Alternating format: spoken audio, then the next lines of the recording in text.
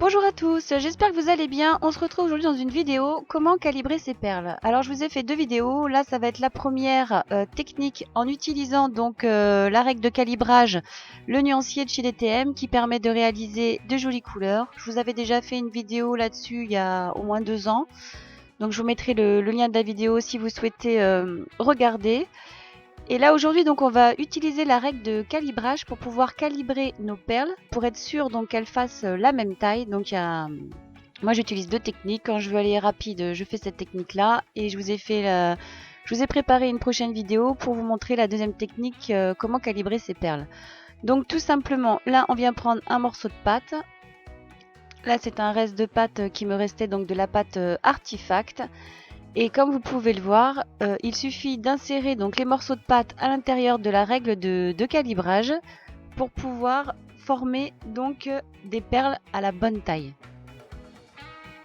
La règle de calibrage, vous avez différentes dimensions, donc vous choisissez la taille de vos perles.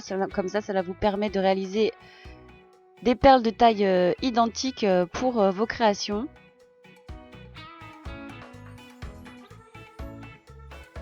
Et ensuite, tout simplement, vous n'avez plus qu'à former vos perles.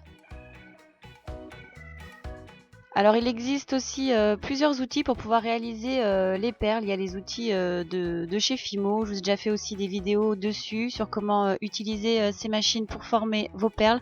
C'est vrai que moi j'ai plus l'habitude de les former comme ceci à la main.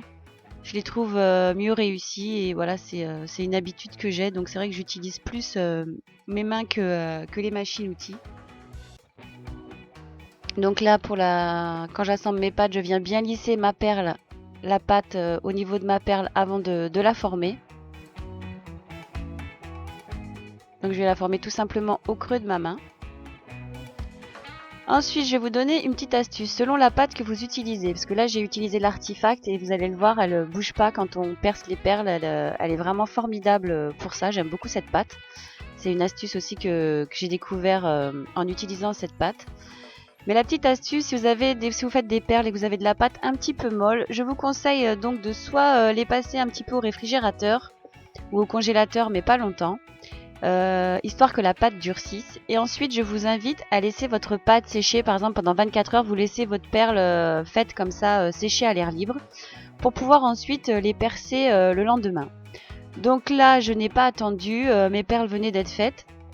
J'ai commencé à faire le perçage de mes perles et comme vous pouvez le voir, vraiment avec la pâte Artifact, les perles ne se sont pas du tout déformées et n'ont pas du tout bougé.